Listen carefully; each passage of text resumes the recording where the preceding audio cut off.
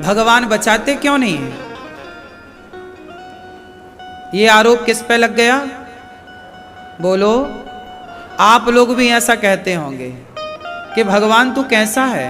ये 2-3 साल की लड़की बच्ची है जरा सी, अभी पलटना भी ठीक से नहीं आया उसको, घुटनों के बल चलना भी नहीं आया उस बच्ची को, और उसके साथ भी इस संसार में बलात्कार हो जाता है, रेप हो जाता है। क्या कसूर था उसका?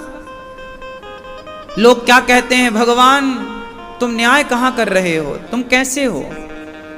ऐसा एक सवाल उस लड़की ने किया। शायद ये सवाल आप में से बहुत लोगों के अंदर उत्पन्न होता हो। अच्छा बताओ, दोषी कौन है? भगवान दोषी है या नहीं? मैं आपसे पूछ रहा हूं नॉर्मली, अभी उत्तर दूंगा। छोटी छोटी बच्चियों का बलात्कार होता है, दोषी कौन है? भगवान दोषी है? बोलो। पर ये दुनिया दोषी भगवान को ही बनाती है। अब मैं बताता हूं दोषी कौन है। छोटी छोटी बच्चियों के साथ बलात्कार होता है, दोषी कौन है? सबसे पहला दोषी तो वो स्वयं है, बलात्कार करने वाला। दूसरा, उससे भी बड़ी दोषी उसकी माँ और उसका पिता है, जिसने क्या माता पिता की जिम्मेदारी नहीं थी? क्या आपकी जिम्मेदारी नहीं है कि आप अपने बच्चों को समझाएं कि बेटी नारी क्या होती है, स्त्री क्या होती है, नारी का सम्मान करना? क्या माँ बाप की जिम्मेदारी नहीं है बच्चों को समझाना? क्या नारी का सम्मान करना, क्या बच्चों को यह पाठ नहीं पढ़ाना चाहिए?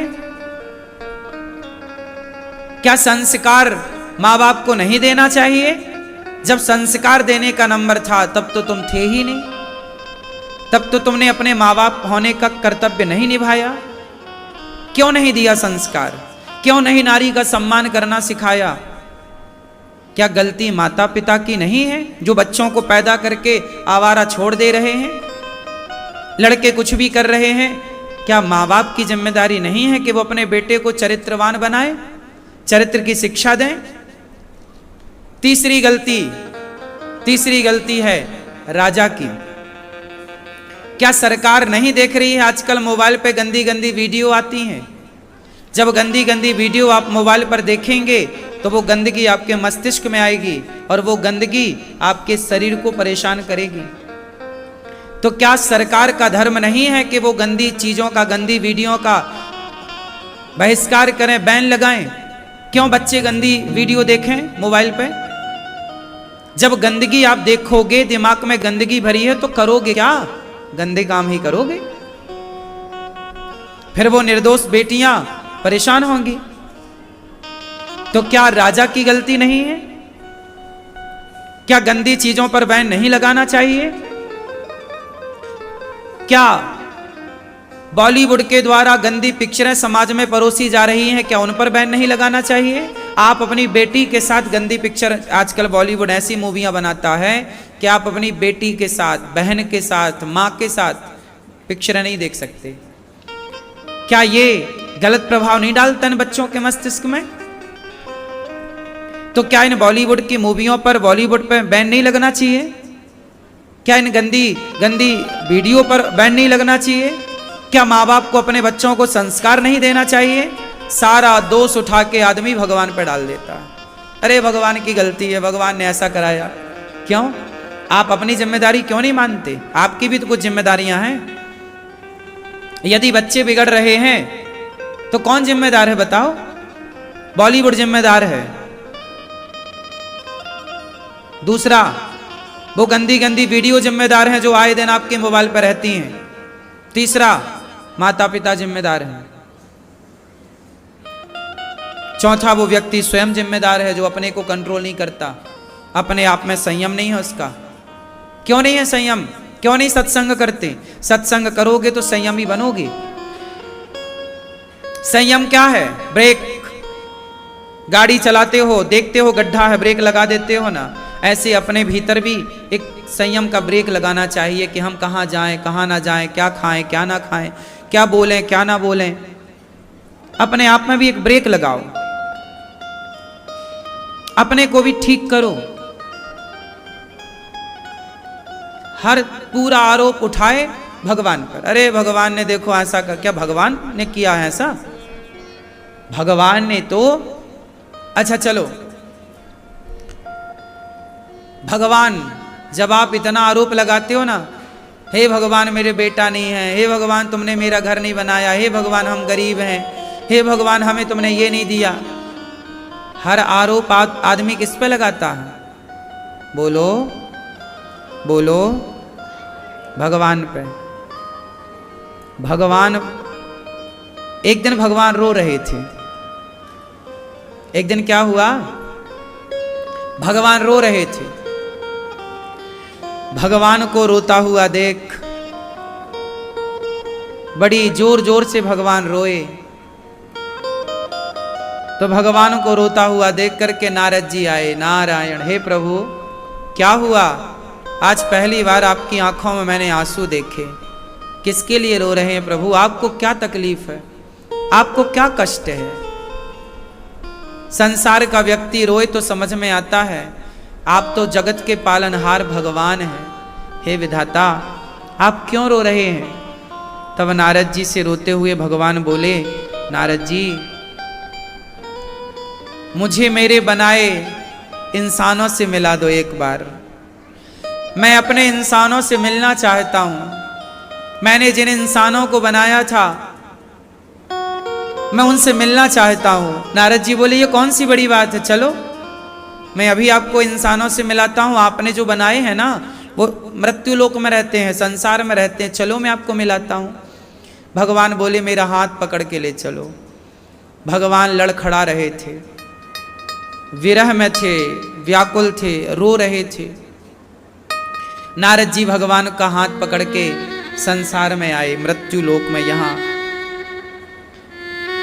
भीड़ लगी थी लोगों की, बाजार था, लोग आ रहे जा रहे। दूर खड़े हो गए एक पेड़ की छांव में नारद जी और भगवान से बोले, देखो आपने इंसान बनाए थे, ये जा रहे हैं, ये आपके बनाए इंसान हैं, देख लो आप।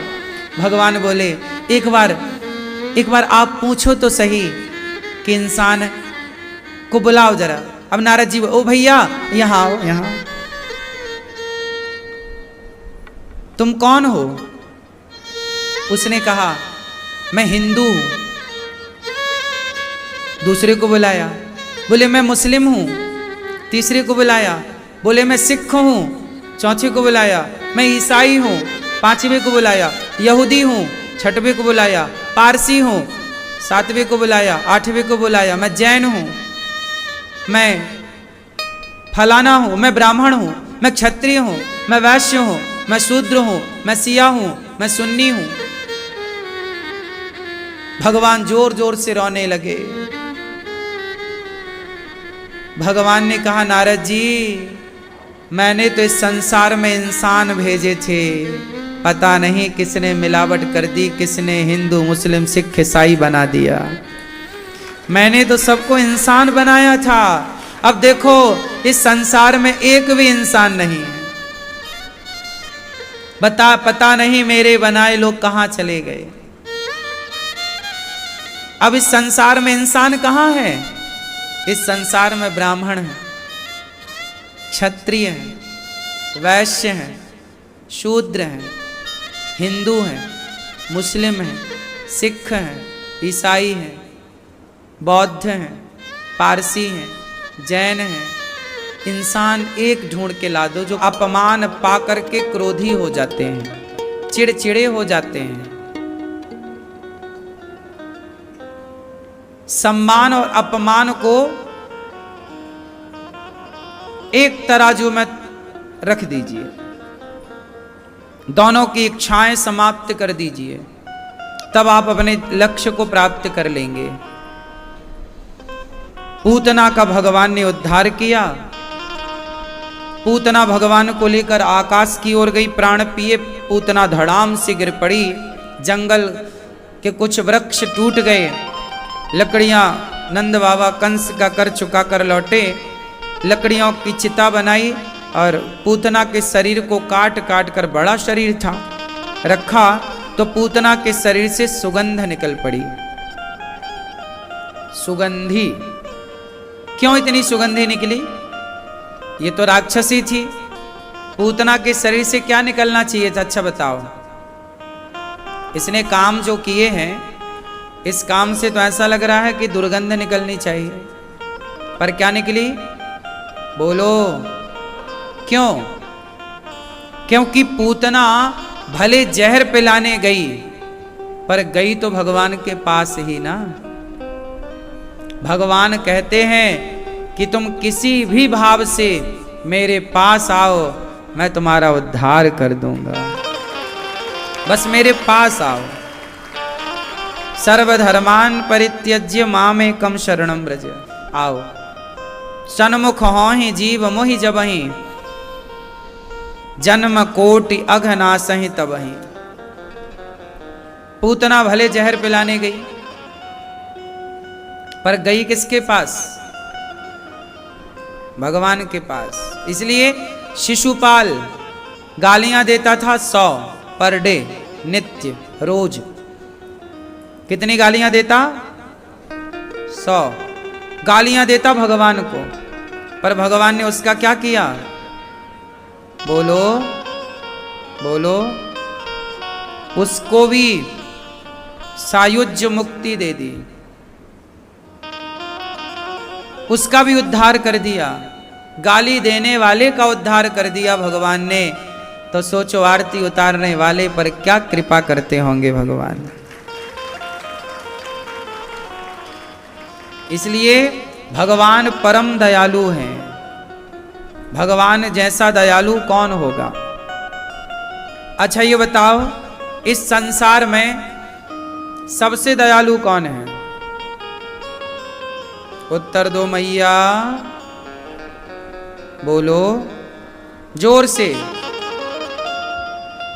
लेकिन भगवान इतने दयालु हैं और समाज भगवान पर इतने आरोप लगाते हैं लोग, है ना। अभी 3-4 दिन पहले प्रश्नोत्तरी में एक बहन ने आरोप लगाया भगवान पर। आरोप क्या था? एक बहन मेरे से बोली, महाराज जी छोटी छोटी लड़कियों के साथ बलात्कार होता है। छोटी छोटी बच्चियां हैं, 4 साल की है, 2 साल की है, 5 साल की है, 8 साल की है। इन्हें तो कुछ पता ही नहीं है, और देखो इनके साथ बलात्कार हो जाता है। कबीरदास जी कहते हैं, जब आप मरोगे तो लोग रोएंगे। अच्छा कैसे रोते हैं लोग? आप मरोगी ना तो पड़ोसन चाय लेके आएगी, बहन जरा चाय पी लो, ठंडी हो रही है। सास मरी पड़ी है, बहू चाय पी पी के रो रही है। हाँ या ना? ऐसा होता है ना मेरी माँ? नहीं होता। फिर आपको लगता है हमारे बाद क्या होगा, सब बढ़िया होता है। टाटा, अच्छे से जाना बस। सब यहाँ ठीक चलता है। अदरक वाली चाय चल रही है, इलायची वाली बिंदास, और साथ में बिस्की किट भी है। तू चल मैं आई। हाँ तू मर ऐसे, मैं बिस्की किट खा के मर के आती हूँ। बिस्की किट मतलब बिस्किट, बिस्कुट। हाँ। माथ पकड़ कर पत्नी रोवे, बाह पकड़ सगो भाई। माथ पकड़ कर पत्नी रोवे, बाह पकड़ सगो भाई। माथ पकड़ कर पत्नी रोवे, बाह पकड़ सगो भाई। हाथ पकड़ कर पत्नी रोवे, बाह पकड़ सगो भाई। पेट पकड़ के माता रोवे, पेट पकड़ के माता रोवे। डर गए आस पराई।